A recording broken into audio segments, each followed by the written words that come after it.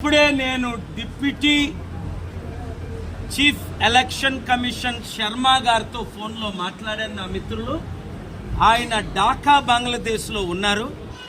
ఆయన chief election గారికి instructions ఇచ్చినప్పటికీ నన్ను కలకుంటా లోకల్ అఫీషియల్, ఆయన పేరు అడిగితే చెప్పడు, చీఫ్ ఎలక్షన్ కమిషన్ నన్ను కలకుంటా నన్ను బ్లాక్ చేస్తున్నాను.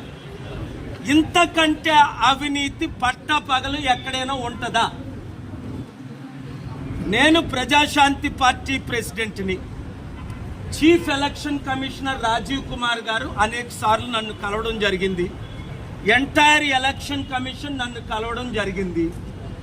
మరి నేను ఇస్తున్న కంప్లైంట్లో తప్పే ఉంది? అందరు పార్టీల్ని, ఊరు పేరు లేని పార్టీ చూశారు కదా, షర్మిల వైఎస్ఆర్టీపీ పార్టీకి సింబల్ ఇచ్చారు తెలంగాణలో. ఆవిడ పోటీ చేయలేదు, పార్టీ విలీనమే చేసేసింది. అలాంటిది మేము ప్రజాశాంతి పార్టీ తరఫున పోటీ చేస్తున్నాం. పవన్ కళ్యాణ్ కంటే షర్మిల కంటే ఎక్కువ ఓట్లు మీరు తెలంగాణలో మనకు రావడం మీరు చూశారు.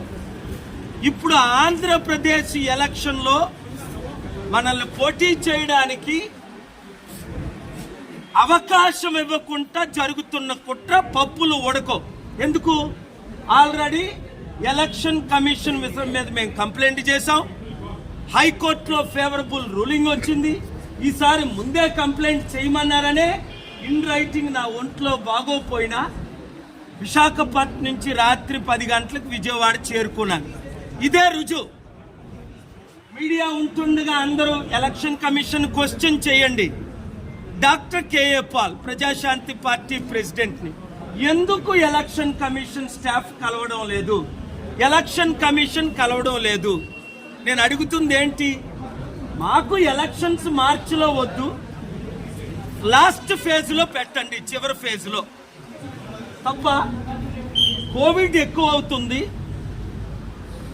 10th ఇంటర్మీడియట్ ఎగ్జామ్స్ తర్వాత, డిగ్రీ ఎగ్జామ్స్ తర్వాత పెట్టండి. 2, 3 ఎలక్షన్ అయిపోగానే 40 రోజులు లాస్ట్ టైం ఉన్నట్టు కౌంటింగ్కి టైం ఇవ్వకుండా ఎలక్షన్ అవ్వగానే ఓట్లు లెక్కించండి. ఈ 3 డిమాండ్లు నేను చేస్తున్నాను. ఇందులో తప్పని ఎవరైనా పట్టగలరా? చెప్పగలరా? చూసుకోండి, 2 కులాలే నడుపుతాయట మనల్ని. అందుకనే పవన్ కళ్యాణ్ చంద్రబాబు నాయుడుతో ఉంటే పర్వాలేదు, welcome. Chief election commission welcome. అంటే వాళ్ళు ఏం చెప్తే అదే జరుగుతుంది అనమాట. ఇది 2 కులాలైనా నడిపేది మనల్ని? 2 కుటుంబాలైనా మనల్ని నడిపేది?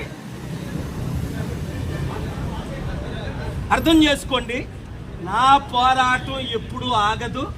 ఈసారి మనం గెలిచి తీరుతాం. కోర్టులో కేసు వేయడం జరిగింది, ఆర్గ్యుమెంట్స్ వినిపిస్తారు. ఇప్పుడే ఈ హోటల్లోనే నేను ధర్నా ఆరంభిస్తాను. ఎలక్షన్ కమిషన్ కలిసినంత వరకు నేను హోటల్ను విడిచిపెట్టాను. నాకు రూమ్ ఉంది. Thank you very much. నా రూమ్ నెంబర్